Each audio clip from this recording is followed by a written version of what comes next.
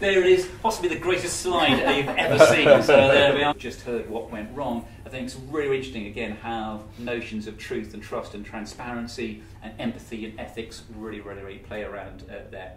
So to quickly finish off, those issues of, when we all know that virtually there's a minuscule difference between most brands in most sectors. What they therefore rely on are people like yourselves to essentially lie, to exaggerate wildly, to try and have something that pushes the brand forward in a completely sort of almost utopian way.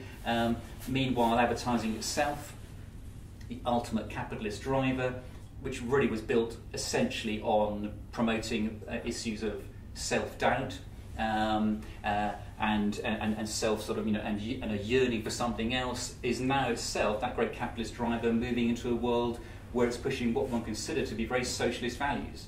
If advertising is now moving to a lot into the world of community and collaboration and decency and acting for the public good, and brands should be there to be respected because they're stepping into a space that's emptied out, you can say that's a socialist framing, as opposed to basically the way that advertising was, which was really promoting self-doubt. It's now really doing a very different thing, which interestingly doesn't really link with the current UK national voting ethos. Discuss. That's it, thank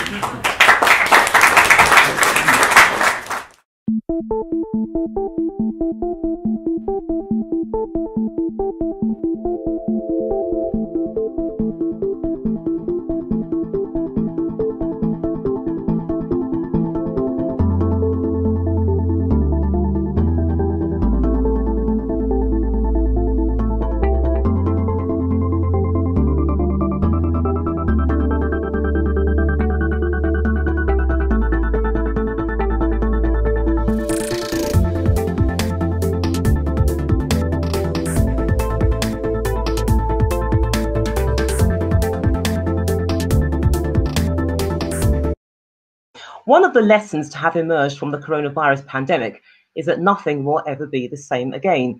There will be a new normal. Everyone's been talking about it, but what it's likely to be really is anyone's guess. So the question is, how do we navigate this brave new world that lies ahead of us? Well, let me introduce you to somebody who can help. Pillot de Chenecey. He's an author and research consultant, and in a few moments, he's going to explain why hope community and resilience are the new way forward. So Sean, over to you. Juliet, thank you very much indeed. That's a marvellous introduction. And thank you to the, I think, just under 3,000 people that are joining in for this session.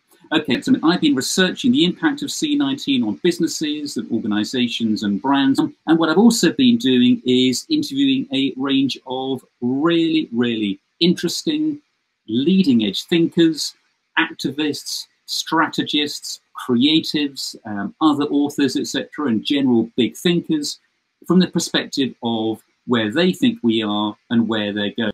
And as for building a bridge to that world, I would say, welcome to the new abnormal, where hope, community and resilience show a way forward. Thank you. So I believe now we're going to have a Q&A session with Juliet. Look, fascinating presentation, brilliant. Thank so you. much to take away in a very short period of time, but we are going to do it because, well, look, it's been absolutely fascinating speaking to you, Sean. And even though there are these rather sort of grim associations with COVID-19, we've touched on them, certainly there are some green shoots of recovery. Sean Pillot de Chenecey, thank you so much, author and research consultant. He also has the podcast worth listening out to. And has The New Abnormal been written, or is it in the process of being written as a book? In the process, so next year. So literally just starting. So I've been interviewing everyone I can. I say some of those, about 50 of them, I think, are in the podcast so far. So take a listen.